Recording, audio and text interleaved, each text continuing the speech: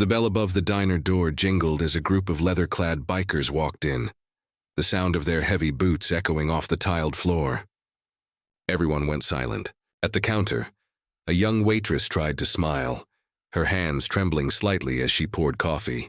But when the biggest biker, Duke, the feared leader of the Iron Shadows, handed her a few dollars, his eyes froze.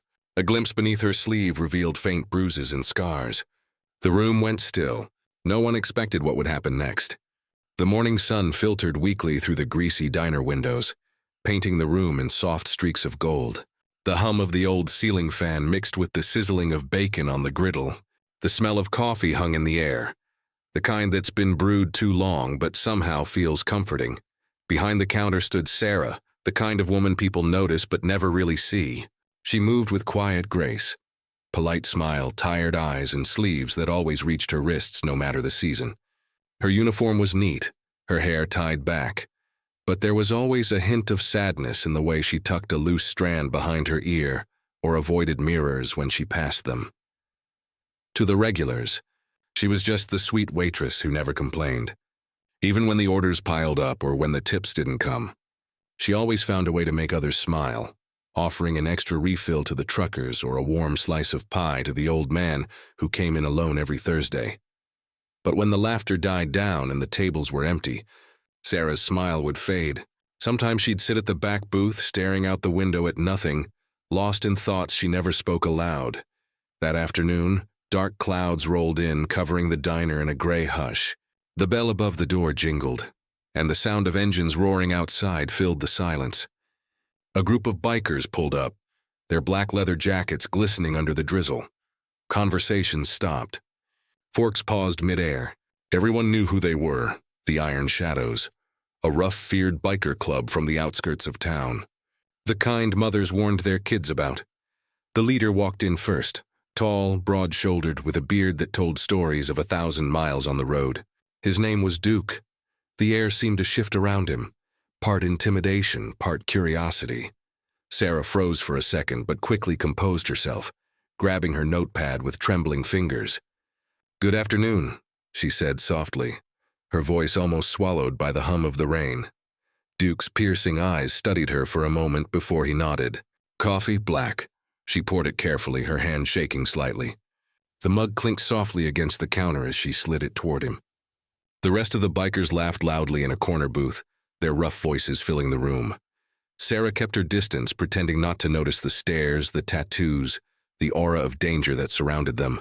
But when she turned to refill Duke's cup, something in her sleeve slipped, just for a second. It was quick, but enough. A glimpse of pale, faded scars running along her wrist. Duke's eyes narrowed, not in anger, but recognition. He didn't say a word. He just watched her, really saw her, the way her hands shook, the way she flinched when a cup clattered to the floor. And in that silent exchange, something powerful passed between them, a spark of compassion buried deep beneath layers of leather and steel. The rain came down steady that evening, turning the diner's neon sign into a trembling reflection on the wet pavement. The dinner rush had passed, leaving only the faint hum of old country music playing through a crackling speaker. Sarah wiped the counter with quiet focus, trying to ignore the lingering sound of thunder outside. Her mind was heavy, not with exhaustion, but with the weight of another day survived. The bell over the door jingled again. She looked up and froze. Duke walked in alone this time. The biker chief's heavy boots echoed through the near-empty diner as he made his way to the same seat at the counter. His black leather jacket was soaked, water dripping from the ends of his hair. He didn't bring his usual crew. No laughter, no noise. Just silence and that unreadable stare. Sarah's voice trembled slightly. "Coffee again?" He nodded. "Please." She poured it, careful not to spill, her hand still bandaged from a cut she'd earned last week, a cut she hadn't told anyone about. As she leaned forward to hand him the cup, her sleeve slipped again. This time the light hit her skin differently, revealing not just scars but deep, dark bruises along her forearm. For a second, Duke didn't breathe.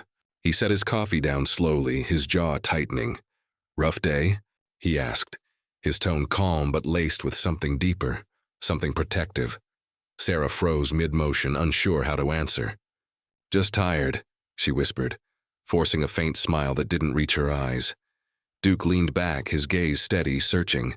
He'd seen those same bruises before, on his sister years ago, before he got her away from the man who nearly broke her spirit. The memory burned behind his eyes, and now, staring at Sarah, it all came rushing back. He didn't say another word. But the silence between them wasn't empty. It was heavy, full of unspoken truths. She noticed his stare and quickly tugged her sleeve down, mumbling, "It's nothing. I'm clumsy." He nodded once, pretending to believe her. Yet his heart clenched, because he knew fear when he saw it. The rest of the night passed in quiet unease. Duke stayed longer than he needed to, sipping his coffee slowly, watching as Sarah struggled to carry on like everything was fine. When she wasn't looking, he slipped a $100 bill under his mug and left without a word. As the door closed behind him, Sarah noticed the tip. Her lips parted in surprise. No one ever left that much. Outside, Duke stood by his bike in the rain, the neon sign flickering above him. He lit a cigarette, but his hands shook slightly, not from the cold, but from anger and sorrow. He had spent a lifetime fighting for respect. Now, for the first time in years, he wanted to fight for something else. Not for power, not for pride, but for her. The diner's neon lights flickered against the rain-soaked street, their glow cutting through the darkness like tired eyes refusing to close. It was well past closing time. The chairs were stacked, the floor mopped, and the last pot of coffee sat untouched on the warmer. Sarah locked the door, exhaling deeply. That kind of breath that's half relief, half exhaustion. She slipped her apron off and sat on the curb outside, the drizzle falling softly against her hair. The parking lot was empty except for her old rusted car, one headlight broken. Like everything else in her life, that's when she heard it, the low rumble of a motorcycle engine. She looked up to see Duke pulling in, headlights cutting through the mist. He parked a few feet away, the sound dying into silence. For a long moment, neither of them spoke. The only sound was the rain. Finally, Duke broke the silence. "Didn't mean to scare you," he said, voice low, almost gentle. "Just thought you shouldn't be sitting out here alone." Sarah smiled weakly, pulling her coat tighter around her. "I'm fine. I'm used to it." Duke studied her carefully. In the dim light, her face looked even more fragile. The faint bruise near her temple, the way her hands shook as she lit a cigarette. "Sarah," he said quietly, his tone no longer casual. "Who's hurting you?" The cigarette froze between her fingers. Her eyes darted toward him, filled with fear. "What are you talking about?" He sighed, looking away for a moment, rain dripping from his beard. "Those scars, those bruises. Don't lie to me. I've seen this before," her voice cracked. "Please, I don't want trouble." "Trouble's already here," he muttered. "You don't have to face it alone." For a long time, she said nothing. But something in Duke's eyes, that strange mix of roughness and compassion, made her walls start to crumble. The mask she'd worn for so long began to slip. Finally, her voice broke. "It's my ex. He doesn't let go. He waits outside sometimes, follows me home. If I tell anyone, he says he'll take my boy away." Duke's hands clenched at his sides. The old instincts, anger, violence, rage, all rose up like a storm. But then he saw the tears spilling down her cheeks and he forced himself to breathe. "I ain't the law," he said softly, "but I keep my word. And I promise you this.